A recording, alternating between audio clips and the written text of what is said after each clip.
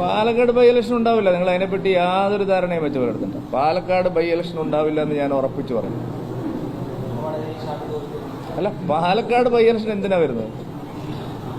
ഞാൻ പറഞ്ഞല്ലോ, 2 സീറ്റിലും കോൺഗ്രസിന് കൈകൊള്ളും.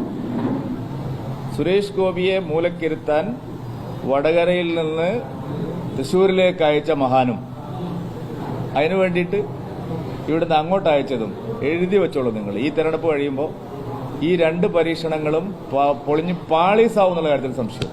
അതല്ല, ആദ്യം പറഞ്ഞൊരു വാചകം, പാലക്കാട് ബൈ ഇലക്ഷൻ ഉണ്ടാവില്ല, തൃശ്ശൂർ സുരേഷ് ഗോപി ജയിക്കും. അപ്പോൾ അന്തർധാര മനസ്സിലായില്ല. അവിടെ BJP ക്യാൻഡിഡേറ്റിനെ കൊണ്ടിട്ടത് തന്നെ ശൈല ടീച്ചറെ സഹായിക്കാൻ വേണ്ടിയിട്ടായിരുന്നു. അതിൻ്റെ പാരിതോഷികം തൃശ്ശൂർ നൽകാമെന്നുള്ള ഒരു എന്താ പറയുക രഹസ്യ അജണ്ടയാണ്.